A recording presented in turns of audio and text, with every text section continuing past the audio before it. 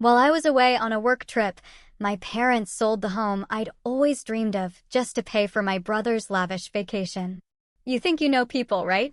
You think you know family? Well, let me tell you, I learned the hard way that some betrayals cut deeper than any stranger ever could. I'm talking about having your entire life, every drop of sweat, and every single dollar snatched away by the very people you trusted most. And it all started with a phone call that shattered my world. My name is Garrett Miller, and at 34, I'd built a life that felt truly my own. I'm an international marketing consultant, and I've been independent since I was 18, when I left my middle-class home in Pasadena, California, determined to make my own way. I'm not one to dwell on the past, but to understand this story, you need to know what it was like growing up in a family where love always seemed to tilt in one direction. My parents, Robert and Linda Miller, lived what outsiders would call an ordinary, stable life. A small house with a white picket fence, a minivan, my dad working at a bank, my mom as a freelance accountant. But inside that house, things were anything but stable. I have a younger brother, Brian, for years my junior, and from a young age, I could feel the stark difference in how my parents treated us. Brian was their golden boy, their fragile, misunderstood genius. He was lazy, never able to hold a job for more than 6 months. But my parents? They always sheltered him, always made excuses. Brian's still finding his way, my mother would sigh, even when he quit his 5th job because his boss just didn't understand him. Meanwhile, I was paying my own way through college, juggling 3 jobs at once, waiting tables, delivering packages, working as an office assistant, just so I could graduate debt-free. And I didn't resent it. I believed my hard work would pay off, and I had one person who always believed in me, my grandfather, Norman. My grandfather was my rock during those tough years. A tough man who worked in construction with rough, calloused hands, but the warmest heart. He'd sit with me on the porch, telling stories of his youth, how he built his life from nothing. "Your strength is your true asset," he'd say in his deep, steady voice. "Money, houses, cars, they're just tools. But your will, Garrett, that's something no one can ever take away." Those words etched themselves into my mind, a small flame guiding me through the exhausting days. When he passed away, I was 18. He left me a trust fund, a sum of money I could only access partially at 25, provided I proved myself worthy. And I did. After 7 relentless years, I used part of that trust to make a down payment on an old craftsman house in the suburbs of Pasadena. It wasn't a mansion, nothing flashy, but to me, it was everything. That house was my dream. A single-story wooden home with a wide porch, stained glass windows, and a small backyard garden. It was old and needed repairs, but I loved every crack in the hardwood floors, every chipped brick in the fireplace.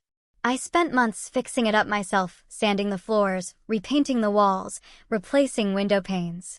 I planted a rose garden in the backyard, vibrant red, to honor my grandmother, who loved roses more than anything. Every time I stood in that garden, breathing in the sweet scent of the flowers, I felt like she was still there, smiling at me. But my parents and Brian? They never understood the value of that house. To them, it was just a pile of old wood. The kitchen's outdated. The walls are peeling. "It's a waste of money to fix," my mother once said mockingly when I invited the family over to show off my new home. Brian was worse. He scoffed, calling me crazy for investing in a chicken coop when I could have bought a modern downtown apartment. I just smiled because I knew they didn't get it.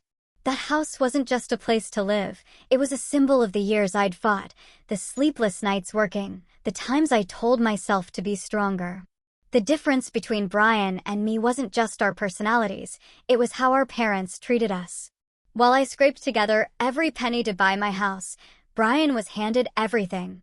A new car? Parents bought it. Pocket money? My mother slipped it into his hand every week. Credit card debt?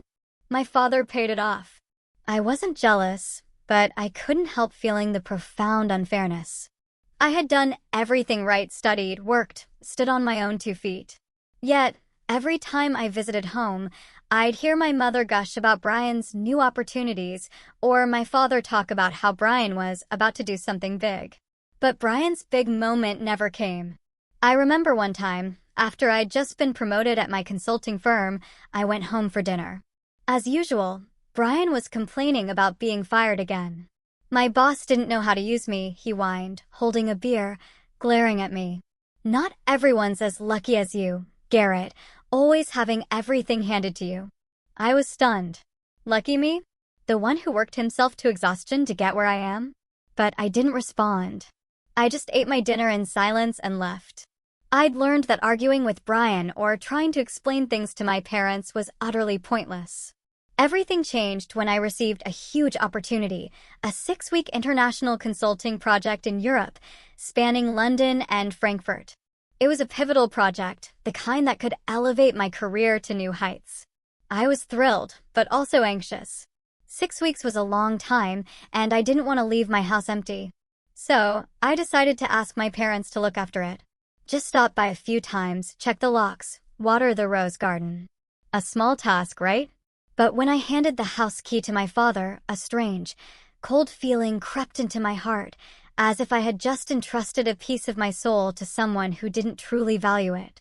The last dinner before my flight took place at my parents' house, that small home in Pasadena with a white picket fence and the lingering smell of grilled meat from an old barbecue. I arrived in a light mood, hoping for a warm evening before heading out. But the moment I stepped inside, I felt the familiar atmosphere, my mother bustling in the kitchen, my father watching football, and Brian, as usual, complaining.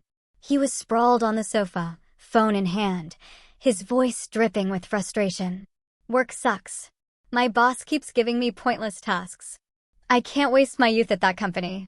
I glanced at him, resisting the urge to ask what these pointless tasks were. Instead, I nodded, sat down, and tried to focus on the plate of steak my mother had just brought out. Garrett, tell me about your Europe trip, my mother said, but I knew she was only asking out of courtesy. I started talking about the project, an international marketing campaign for a major corporation, requiring me to work in London and Frankfurt, meet with executives, build strategies from scratch. It was a chance for a promotion, a chance to prove that my years of hard work hadn't been in vain.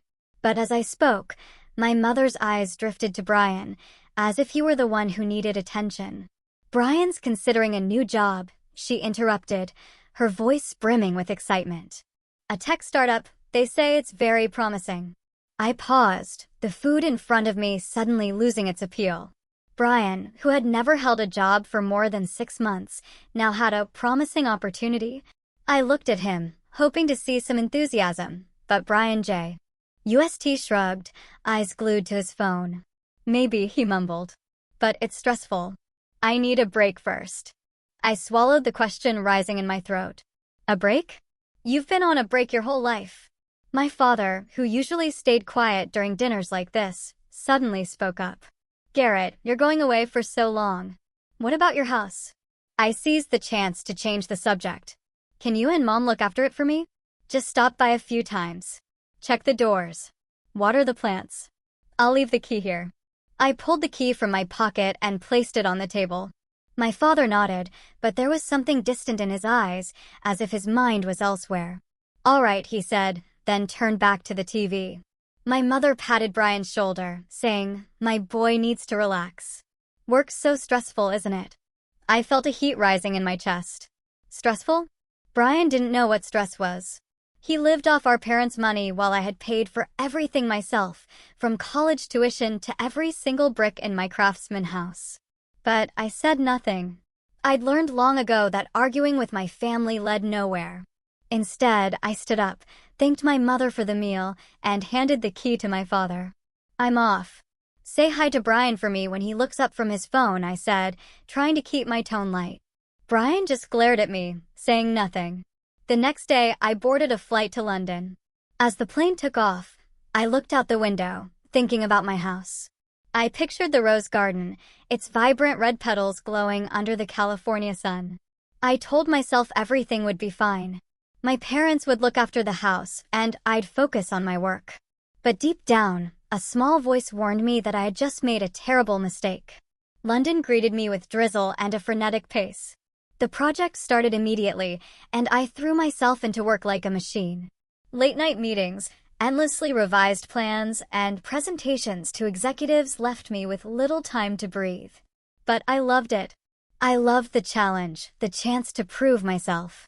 Each night back at the hotel, I checked emails, sent reports, and sometimes allowed myself to dream of returning home, walking into my craftsman house, sitting on the porch with a cup of coffee, gazing at the rose garden. But around the third week, I received a message from Brian. Not a check-in, not a greeting, just an Instagram link. I opened it and saw a series of photos of him in the Maldives, white sandy beaches, crystal-clear infinity pools, and a luxurious bungalow with an ocean view. Brian, in a white linen shirt, was grinning beside a girl I'd never seen. The caption read, "Paradise found." Need more days like this. I sat there in my cold London hotel room, staring at my phone screen, feeling as if someone had punched me in the chest. The Maldives? Where did Brian get the money? He'd just lost his job, had piles of credit card debt, and my parents certainly weren't rich enough to fund a lavish vacation like that. I texted back. "Looks nice. Who are you there with?" No reply. I called my mother, but she didn't pick up. I called my father, and after a few rings, it went to voicemail. An uneasy feeling began to settle in, but I told myself I was overthinking it. Maybe Brian borrowed money from friends or won the lottery, or... I didn't know. I just knew something wasn't right. The following weeks, I tried to focus on work, but the image of Brian and the Maldives haunted me. I started checking his Instagram more often, like some unhealthy obsession. Each post was a fresh stab, a seafood dinner on the beach, cocktails in expensive glassware, a photo of him on a yacht with a smug grin. I didn't understand. Brian had no money, and my parents couldn't afford this, or could they? I started calling home more often, but my parents' responses were always dismissive. "Garrett, everything's fine," my mother said in a brief call. "Your house is fine. Don't worry." But there was something strained in her voice, like she was hiding something. My father was even briefer. "I'm busy. Talk later." I tried to convince myself everything was okay, that I was imagining problems. But every night, lying in my hotel bed, I couldn't shake the feeling that something was happening behind my back. 6 weeks in Europe passed like a whirlwind. My project was a resounding success, with satisfied handshakes from executives and promises of a higher position when I returned to the States. But that joy wasn't enough to dispel the growing unease in my heart. Brian's Maldives photos and my parents' strange evasiveness were like pieces of a puzzle I couldn't yet see clearly. All I wanted was to go home, step into my craftsman house, sit on the porch, and look at my rose garden. I wanted to feel the peace I had spent my youth building. When the plane landed in Los Angeles, I took a deep breath, trying to push away the negative thoughts. Everything will be fine, I told myself, though the voice in my head wasn't very convincing. I took a taxi to my parents' house in Pasadena to retrieve my key. On the way, I checked Brian's Instagram one more time, like an addiction I couldn't shake. His latest post made me freeze. It was a selfie of Brian standing in front of a shiny new SUV, a smug grin on his face. The caption read, "Welcome to the new ride." My heart pounded. Brian didn't have money to buy a car. He had just lost his job, with debts piling up. So, where did this car come from? When the taxi pulled up to my parents' house, I noticed a detail that made my chest tighten. Parked in the driveway was a brand new sedan, gleaming under the California sun. Not Brian's SUV, but another expensive car. I stepped out of the taxi, gripping my phone tightly, feeling as if a boulder was pressing down on my shoulders. My father appeared at the front door wearing a new shirt, his eyes cold and emotionless.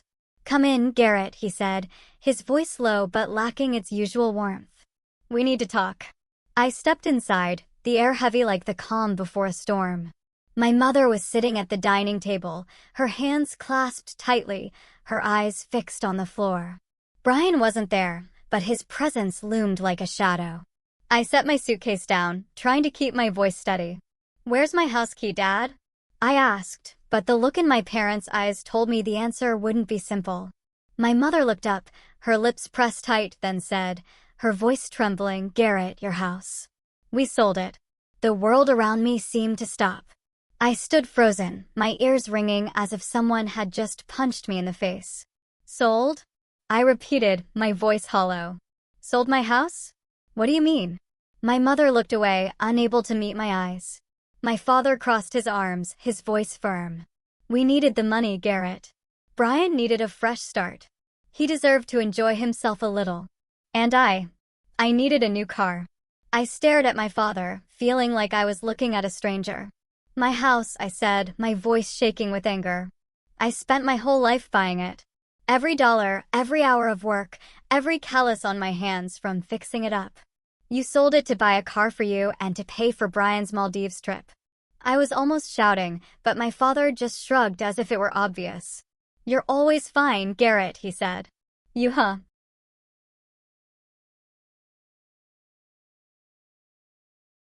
A good job. You have money. Brian doesn't. He needs us. I felt my blood boil. Brian's 30 years old. He can't hold a job for more than 6 months, and you still cuddle him like a child. I turned to my mother, hoping for some remorse, but she just pressed her lips together, muttering, You don't understand, Garrett. Brian stressed. He needed a vacation to recharge. A vacation? I laughed bitterly, feeling like the world was mocking me. A vacation in the Maldives, at a 5-star resort with his girlfriend and friends? And you sold my house to pay for that, to buy new cars. I stepped forward, grabbing my mother's hand, searching for a glimmer of hope that this was just a misunderstanding. But her eyes told me everything, the cold, undeniable truth. My craftsman house, where I had poured my sweat and tears, where I had planted a rose garden to honor my grandmother, now belonged to someone else. My father opened a drawer, pulled out a stack of crumpled bills, and placed it on the table. This is what's left after we sold the house, he said, looking at the paltry stack of money on the table. I nearly lost it. I stormed out of my parents' house, leaving the key, the money, and refusing to hear another word from them. I took a taxi to my house, or rather, what used to be my house. When the taxi stopped in front of the Craftsman, my heart felt like it was being crushed. The stained glass windows were still there, but the curtains had changed. My rose garden looked different, as if someone had tampered with it. I stepped out of the taxi, stood at the gate, and then I saw them. An elderly couple watering plants in the front yard. The woman looked up and smiled at me. Hello, she said, her voice friendly. Can I help you? My throat felt dry. This was my house, I said, my voice trembling. The man stopped watering, looking at me with confusion. Your house? Are you Garrett? We bought this house a month ago from your parents. They said you'd moved abroad to live. I stepped back, my mind reeling. My parents didn't just sell my house. They lied, fabricating a story to justify their heinous actions. I returned to the taxi, unsure of what to do, my head spinning. I called David, my best friend from college, now a junior lawyer. David, I need to see you right now, I said, my voice choked. David agreed to meet me at a nearby coffee shop. At the coffee shop, I poured out the whole story to David, from Brian's lavish Maldives trip, his new car, my father's new car, to the biggest shock of all. My Craftsman house had been sold behind my back. Every word felt like a knife cutting into my heart, but I tried to stay calm, hoping David could help me make sense of it. David listened, his brows furrowed, his expression pensive. When I finished, he tapped his fingers lightly on the table, as if organizing my chaotic words. Garrett, David said, his voice low but steady. Your house, it's not just personal property, is it? I mean, you mentioned you used part of your grandfather's trust fund to buy it, right? I nodded, feeling a tiny spark of light in the overwhelming darkness. My grandfather Norman's trust fund. I had used part of the trust to make the down payment on the house, but it was still tied to the trust, and I was the primary trustee until I turned 35. If your parents sold the house without your consent, that could be illegal, David said, his eyes lighting up. But I'm not sure about the specific terms of the trust. You need to meet with the lawyer handling the trust, Mr. Harrison, right? He's an experienced lawyer and known for being fair. I'm confident he can help you seek justice, but you'll need to gather evidence. Documents, contracts, anything that proves they did this behind your back. I sat there, my heart pounding. David's words were like a lifeline in the storm. I vaguely recalled conversations with my grandfather about the trust, about how he wanted to protect the assets for the next generation. I think he mentioned a protective clause that anyone who intentionally misappropriated trust assets would forfeit their inheritance. Do you think I have a chance? I asked, my voice trembling. David gripped my shoulder, his eyes resolute. Meet Mr. Harrison. Gather evidence. I'm certain you have a strong case here. I left the coffee shop, my mind a whirlwind, but with a flicker of hope. I hadn't just lost my house. I'd lost my sense of security, my trust in my family. But if David was right, if I could prove my parents and Brian had gone too far, I might be able to reclaim what was mine. The image of my rose garden flashed in my mind, but it was overshadowed by my father's cold face, my mother's evasive eyes, and Brian's smug smile on Instagram. I clenched my fists, determination burning inside me. They thought they could take everything from me and walk away unscathed. They were wrong. I would uncover the truth, and I would make them pay. I immediately called Mr. Harrison, the lawyer handling my grandfather Norman's trust. I had only met him a few times, the last being when I was 25, when he explained the basic terms of the trust, and I was allowed to use a portion of the funds to buy my craftsman house. His voice over the phone was as deep and calm as I remembered, but there was a hint of concern when I told him I needed to see him right away. "Garrett, are you okay?" he asked. "No," I replied, my voice breaking. "I need your help. Something big has happened." We arranged to meet at his office in downtown Pasadena, a small building with polished oak panels and the comforting smell of old paper. When I walked in, Mr. Harrison stood up from behind his desk, his white hair and round glasses making him look like a character from a classic novel. He shook my hand, his eyes sharp but warm. "Sit down, Garrett," he said, gesturing to a leather chair across from him. "Tell me what's going on." I took a deep breath, trying to hold back the emotions threatening to spill over. I told him everything, from my 6-week business trip in Europe, Brian's Maldives photos, my father's new car, to the biggest shock: my parents had sold my craftsman house without consulting me. They said they needed the money for Brian, for his fresh start, I said, my voice trembling with anger. "But that was my house, Mr. Harrison. I used money from my grandfather's trust to buy it. How could they sell it without my permission?" Mr. Harrison listened, his hand resting on his chin, his eyes never leaving mine. When I finished, he sat in silence for a moment, then stood and walked to a filing cabinet in the corner of the room. He pulled out a thick folder bound in dark brown leather with Norman Miller Trust elegantly embossed on the cover. "Garrett," he said, his voice low but weighty, "that house isn't just your personal property. It belongs to the trust, and you are the sole trustee until you turn 35. If your parents sold it without your permission, that's a serious matter." My heart pounded as if a ray of light had pierced the darkness. "How serious, Mr. Harrison?" I asked, my voice dropping to a near whisper. He opened the folder, flipped through a few pages, and pointed to a highlighted paragraph. "Let me explain the trust clearly," he said. "When you turn 35, the trust assets will be distributed as follows. Your parents, Robert and Linda Miller, each receive $500,000. Your brother, Brian Miller, also receives $500,000. You, Garrett, receive $1 million. Additionally, you have full access to that $1 million before you turn 35, as you did when you used part of it to buy the house. But your parents and brother can only receive their shares when you turn 35, and only if they comply with the trust's terms." I nodded, trying to process the information. "And if they don't comply?" I asked, sensing that the answer was about to change everything. Mr. Harrison looked me straight in the eye, his gaze sharp as a blade. "There's a very clear clause in the trust, Garrett. Any beneficiary who forges, misappropriates, or sells trust assets without the trustee's consent, that's you, will immediately forfeit their inheritance. Not only do they lose their share, but they could also face legal consequences depending on the specifics of their actions." I sat there stunned, feeling as if the ground beneath me was shifting. Forfeit their inheritance. My parents' $500,000, Brian's $500,000. All of it could vanish because of what they'd done. I remembered my grandfather's words, "Your strength is your true asset." Was this his way of protecting me, of safeguarding what I'd built? So, you're saying if I can prove they forged or misappropriated the house, they lose everything? I asked, my voice trembling. Not from fear, but from a strange mix of pain and satisfaction. Mr. Harrison nodded. Exactly. But we need evidence, Garrett. Documents, contracts, signatures, anything that proves they acted behind your back. If they forged your signature or used illegal means to sell the house, we could not only recover the property, but also activate the forfeiture clause.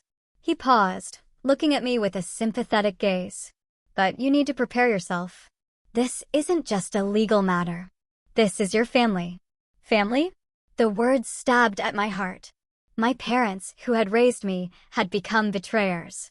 Brian, the brother I'd once hoped would grow up, was part of this scheme. My eyes stung, but I refused to let tears fall. I understand, Mr. Harrison, I said, my voice steadier than I expected. What do I need to do next? Mr. Harrison placed a hand on my shoulder, the way my grandfather used to. You need to gather evidence, he said. Find out how they sold the house, who bought it, and how the paperwork was signed. If there's any sign of forgery, signatures, notarizations, anything, we'll have grounds to act. I'll support you every step of the way, from filing a lawsuit to enforcing the trust's clauses. But you have to be strong, Garrett. This won't be easy. I nodded, a surge of determination stronger than ever before rising within me. I thought of my craftsman house, the rose garden I'd planted to honor my grandmother, the nights I'd stayed up working to build my life. They had taken it all, but I wouldn't let them win. I'll find the evidence, I said, my voice firm. And I'll take back what's mine. As I left Mr. Harrison's office, I felt like I was stepping into a battle. The Pasadena sun still shone brightly, but inside me was a storm. I pulled out my phone and texted David. You were right. There's a protective clause in the trust. I'll need your help. I didn't know exactly where to start, but I knew one thing. I wouldn't stop until the truth was exposed. I thought of my parents, of Brian, of the times they made me feel like I wasn't good enough, wasn't worthy. They thought I'd stay silent, accept the loss, and move on. But they didn't know I was Norman Miller's grandson, the man who taught me that true strength lies in will. And my will now was an unquenchable fire. I decided to start at the most painful place, my craftsman house. I needed to meet Ellen and George, the elderly couple, again, to dig deeper into the sale. The last time I stood in front of the house and learned they had moved in, I only knew that my parents had sold it, likely using a forged signature of mine, but I needed more details, who met with them, what the exact paperwork was, and if there were any other clues. In the taxi, on the way there, I clenched my fists, trying to suppress the feeling that my heart was being crushed. The craftsman house appeared before me with its familiar stained glass windows and the rose garden, now unevenly trimmed like an unhealed wound. I knocked on the door, my heart pounding. Ellen opened it, her eyes recognizing me immediately. Her friendly smile was now tinged with worry. Garrett, you're back, she said, her voice soft but tense, as if she sensed I wasn't there just to say hello. Come in. I stepped into the living room where George was sitting, a newspaper in hand, but his eyes fixed on me, wary. Mr. Garrett, he said, putting the paper down. What's new? Last time you mentioned something about the house. We're still not sure what's going on. I took a deep breath, trying to keep my voice calm, but unable to hide my determination. Ellen, George, I'm sorry to bother you again, but I need to know more about the sale. I believe my parents forged documents to sell this house. I need evidence to take back what's mine. Ellen and George exchanged glances. Then she stood and retrieved a stack of papers from a drawer.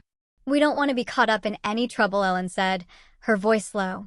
Your parents, and your brother, said you were moving abroad and needed to sell quickly. They brought a deed of transfer with your signature and notarized documents. We paid in cash, and everything was finalized in a few days.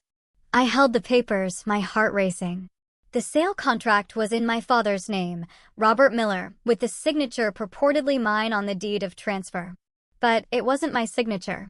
It was close, very close, but there were shaky, uneven strokes, as if someone had tried to mimic it. "This isn't my signature," I said, my voice catching. George frowned. They also provided a notarized document confirming everything was legal. We had no reason to suspect otherwise. I asked permission to photograph the documents, feeling like I had found the first crucial piece of the puzzle.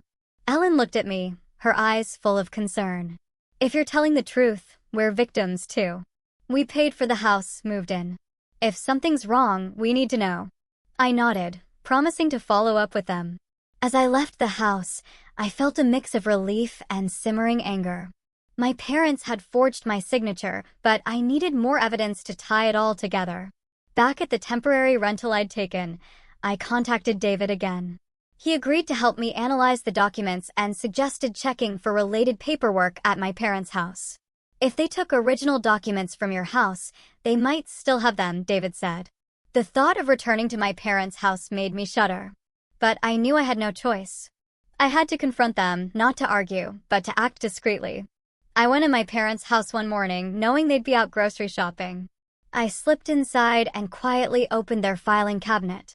Inside were stacks of documents, bills, contracts, insurance papers. My heart raced when I found a folder labeled Garrett's House. I penned it, and it was the treasure I needed. Copies of the deed of transfer, notarized documents, and handwritten notes.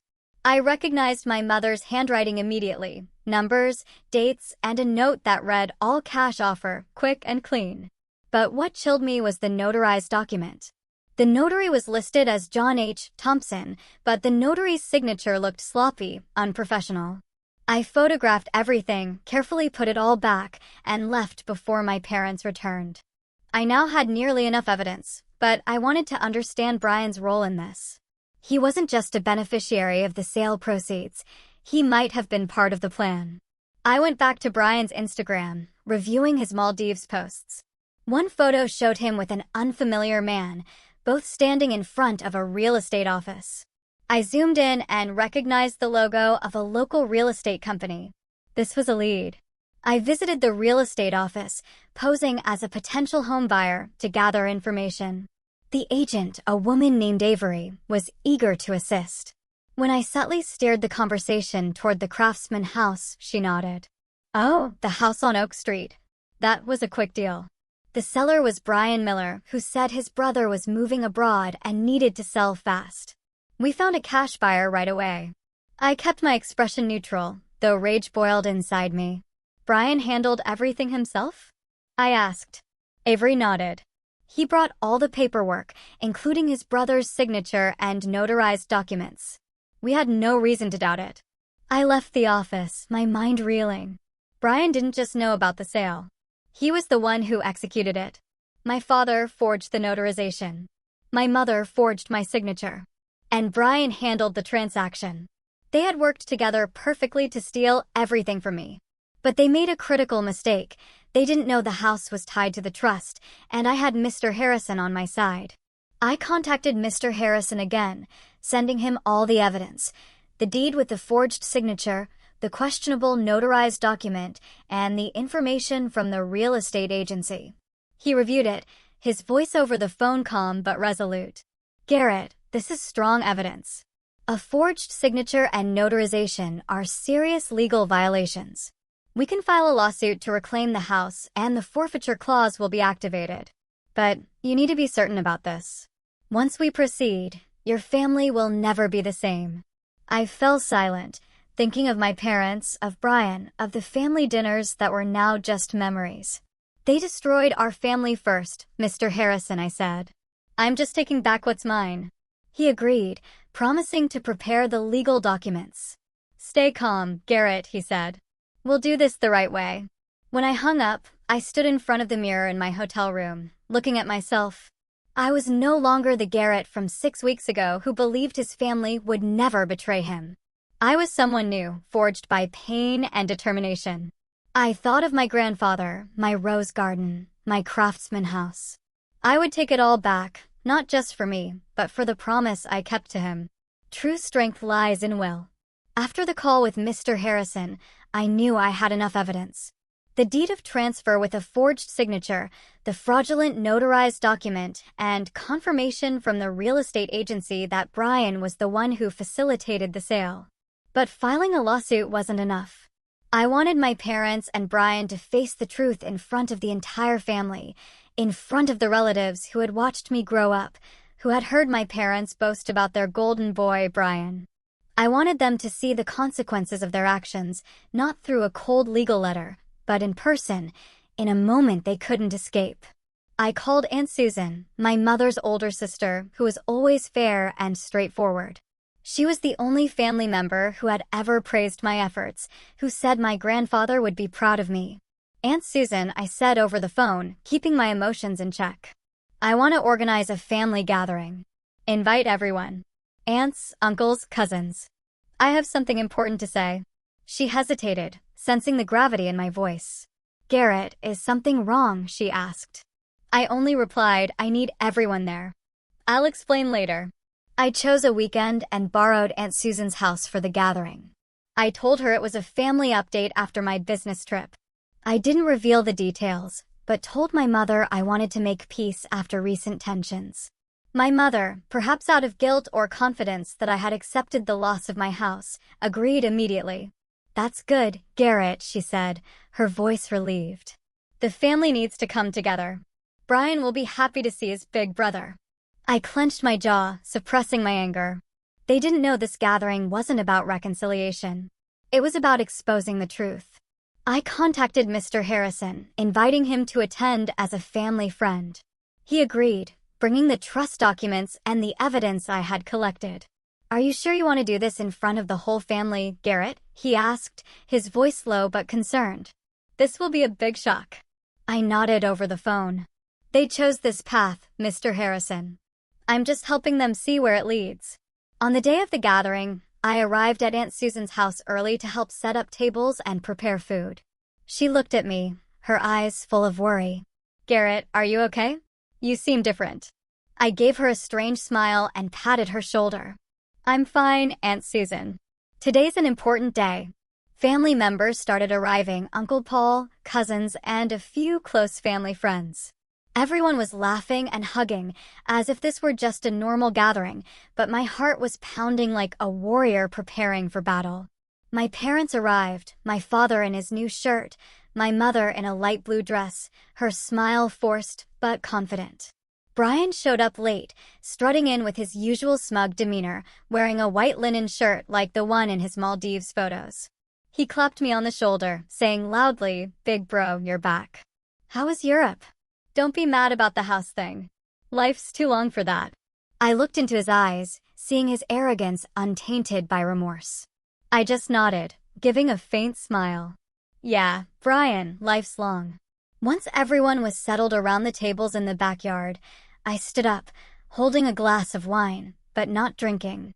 The lively chatter quieted, all eyes turning to me. Thank you all for coming today, I began, my voice calm but resonant.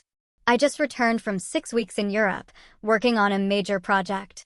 But today, I don't want to talk about work. I want to talk about family, about truth, trust, and what we do to each other. My mother looked at me, a flicker of worry in her eyes. My father crossed his arms, frowning.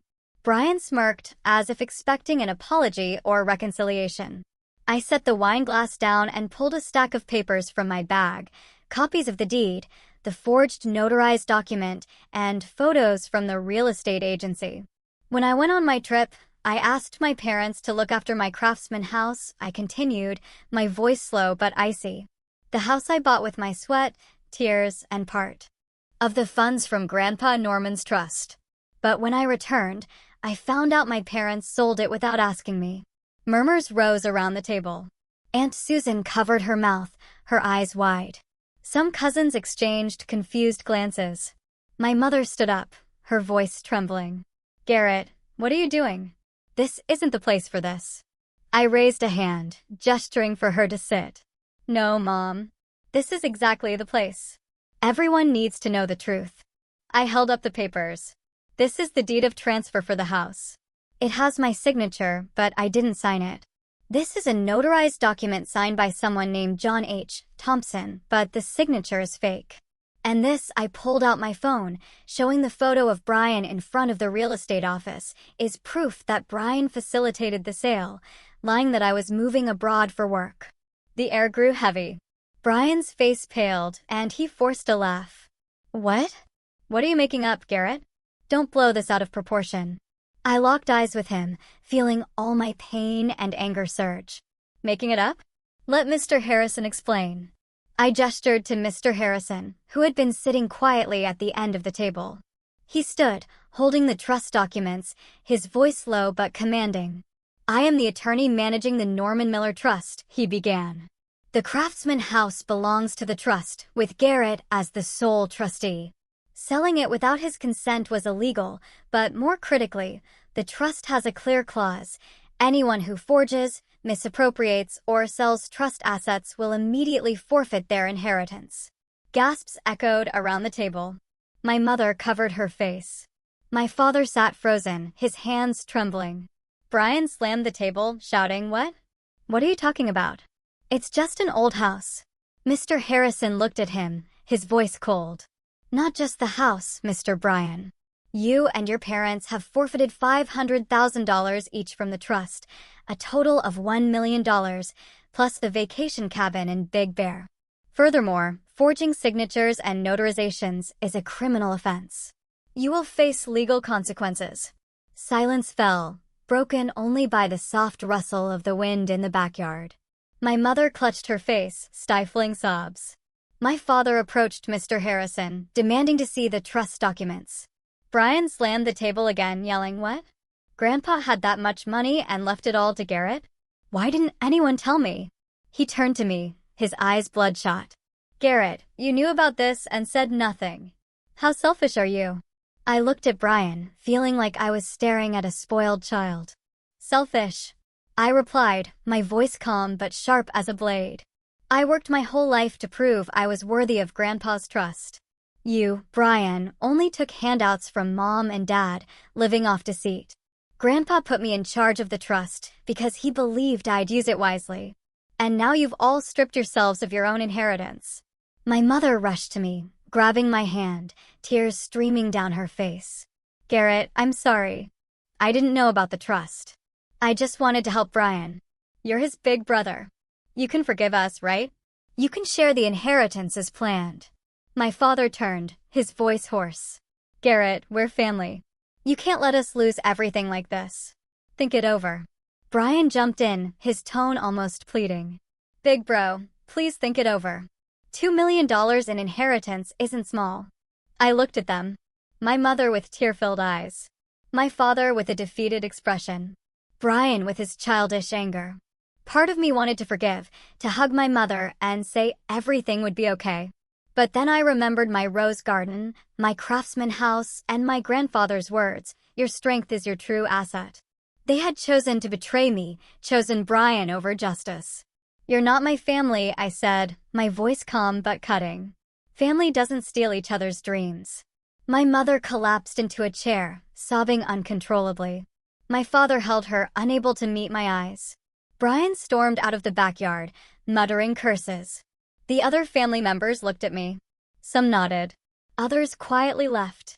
Aunt Susan came to my side, placing a hand on my shoulder.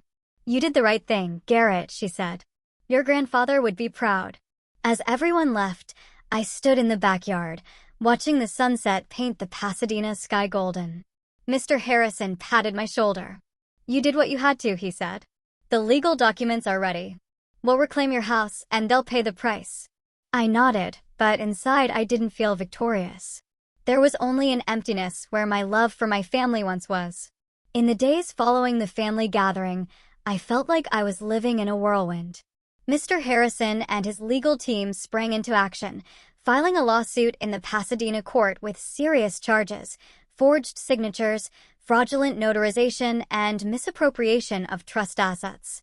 I spent hours in his office reviewing every document, every piece of evidence I had gathered, from the forged deed of transfer to my mother's handwritten notes, from the fake notarized document to the real estate agency's confirmation of Brian's role. Each piece was a knife reminding me of the betrayal, but also a step toward justice. The police moved quickly. One morning, I received a call from Mr. Harrison. "Garrett, they've opened a criminal investigation. Your parents and Brian have been summoned for questioning." I sat down in my hotel room chair, my hands trembling as I held the phone. Images of my mother sobbing at the gathering, my father with his head bowed, and Brian storming off flashed through my mind. I didn't want them to go to jail, but I couldn't let them escape the consequences either. "What will they be charged with?" I asked, my voice tight. Mr. Harrison replied, his tone steady but clear. "Your parents face charges of forgery and fraud. Brian is being charged with complicity and profiting from criminal proceeds. We have solid evidence, Garrett." I nodded, though he couldn't see me. "What about my house?" I asked. Mr. Harrison reassured me. "We're working with the buyers, Ellen and George. They're victims, too. So, the court may void the sale and refund their money. You'll get your house back, but it will take a few months." I hung up, staring out the window. The Pasadena sunlight was as radiant as the day I returned, but it no longer felt warm. The investigation moved faster than I expected. My business trip, the shock of discovering my house had been sold, and the evidence I'd collected. The officer, a middle-aged man with a stern expression, took meticulous notes. "We've checked the notarized document," he said. "The person listed as John H. Thompson doesn't exist in the notary registry. The signature on the deed of transfer has also been confirmed as forged through handwriting analysis." A jolt ran through me. "What does that mean?" I asked. The officer looked at me, his voice calm but firm. "Your parents will be charged with forgery and fraud. They could face probation and restitution. Your brother Brian will be charged with complicity, and he'll have to repay all the money he used from the house sale, including the costs of his Maldives trip." I left the police station, my mind reeling. Probation, restitution, repayment. The words echoed in my head like a grim song. I didn't want my family destroyed, but I couldn't forgive them either. They had chosen this path, chosen to steal my dream, to feed Brian's laziness. I thought of my grandfather, of his words, "Your strength is your true asset." He was right. My strength wasn't in the house. It was in my determination to seek justice. In the weeks that followed, my family unraveled. My parents were formally charged, receiving 3 years of probation and a substantial restitution order, mostly the money they'd gained from selling my house. They were forced to mortgage their Pasadena home where I grew up to cover the debt. Aunt Susan told me my mother cried every night while my father barely spoke, sitting silently in front of the TV. Brian faced harsher consequences. The court ordered him to repay the full cost of his Maldives trip, over $20,000, and fined him for complicity. With no more financial support from our parents and no trust fund, Brian was left to face reality. No job, no home, and a massive debt. I saw him once, passing by a coffee shop in downtown Pasadena. He was sitting there in a crumpled t-shirt, eyes shadowed, talking on the phone about job applications. When he saw me, he turned away, unable to meet my gaze. I didn't stop. I had nothing left to say to him. After 5 long months, I received news from Mr. Harrison. The court had voided the sale of the Craftsman house. Ellen and George were refunded, and the house was officially returned to my name. The day I received the keys, I stood in front of the house, a mix of joy and sorrow washing over me. The stained glass windows were still there, but the rose garden had withered from neglect. I stepped inside, the familiar smell of wood filling my senses, but it wasn't the same. The house had once been my dream, but now it carried the scars of betrayal. I spent days cleaning and restoring, trying to bring back its old beauty. But every crack in the wall, every brick in the fireplace reminded me of what I'd lost. Not just property, but my trust in my family. I stood in the backyard, looking at the wilted rose bushes, wondering if I could revive them or if I could revive myself. My family was no longer what it was. Aunt Susan stayed in touch, but other relatives drifted away. A few cousins called, offering sympathy, but no one mentioned the gathering. My parents tried to reach out, leaving voicemails with apologies, but I didn't respond. It wasn't that I didn't want to forgive. It was that I wasn't ready. Maybe one day I'd sit down with them, but not now. Brian disappeared from my radar. I heard he'd moved to another city, working odd jobs to pay off his debt. Part of me felt sorry for him, but a larger part reminded me he'd chosen this path. He could have grown up, stood on his own, but instead, he chose to live off deceit. I sat on the porch of my craftsman house, a cold cup of coffee in my hand. The house was mine again, but it wasn't the place I'd once dreamed of. It was a trophy, a testament to my will, but also a reminder of the cost of justice. I thought of my grandfather, the trust, and how he'd protected me even after he was gone. I wondered if he knew that one day I'd need the strength he'd instilled in me. I stood up, walked to the backyard, and began pulling weeds and watering the surviving rose bushes. Maybe they'd bloom again. Maybe not. But I would try, as I always had. Justice had been served, but my journey wasn't over.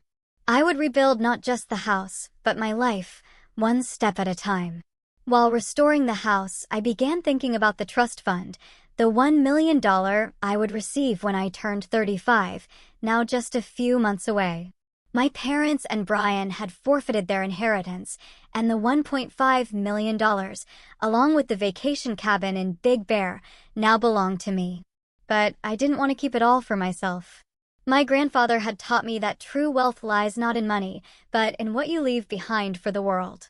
I decided to establish the Norman Miller Foundation, a scholarship fund for young people who, like me 20 years ago, worked tirelessly and counted every penny to pursue their dreams. I used a portion of the trust fund to launch it, providing tuition assistance for students facing financial hardship, but with strong determination. As I signed the paperwork to establish the foundation in Mr. Harrison's office, I felt my grandfather's presence, as if he were there, smiling at me. "Well done, Garrett," I imagined him saying.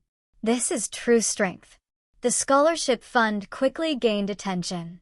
A few local Pasadena newspapers ran stories, calling me the man who turned pain into hope.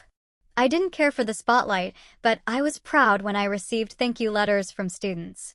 One girl wrote, "Thank you, Garrett. Because of your scholarship, I can continue college and become a doctor." Reading those words, I felt that my craftsman house, my rose garden, and even my scars had meaning. My family became a distant memory. I heard they moved to a small apartment in the suburbs, living quietly and avoiding relatives. Once, my mother sent me a handwritten letter, her shaky handwriting filled with remorse. "Garrett, I'm sorry. I only wanted to help Brian, but I was wrong. If you can forgive me, I'm willing to do anything." I read the letter and left it on the table for days, but I didn't respond. It wasn't that I didn't want to forgive. It was that I didn't know how to mend what had been shattered. Brian, from what I heard, was living alone, withdrawn, and seemed to have changed after the shock of losing his inheritance. I didn't know if he was truly remorseful, but I hoped for his own sake that one day he would find his path. One afternoon, I sat on the porch of my craftsman house, a hot cup of coffee in hand, gazing at the rose garden, now blooming vibrantly again. The red petals glowed under the sunlight, a reminder that life could be revived even after the deepest wounds. This house, once a symbol of my dream, was now a symbol of resilience. I had lost my family, but I had found the strength my grandfather always believed I possessed. I reflected on my journey, from the shock of discovering my house had been sold, to the quiet days of investigation, to the moment I confronted my parents and Brian in front of the family. In America, forging signatures to steal property isn't uncommon, and the most painful part is that it can come from those closest to you. But my story is proof that justice and truth always find a way to prevail. My parents and Brian paid a price, not just in money, but in honor and trust. I wasn't happy about it, but I didn't regret standing up for myself. I stood up, went inside, and took an old framed photo of my grandfather, placing it on the fireplace. He was smiling in the picture, his eyes bright as if he knew I would overcome. "Thank you, Grandpa," I whispered. Then I returned to the garden, picked up the watering can, and continued tending to the surviving rose bushes. My life, like this garden, would keep blooming. Not because I had everything, but because I never gave up. I'd love to hear your thoughts on this. Have you ever faced such a profound betrayal? What would you have done in my shoes? Let me know in the comments below.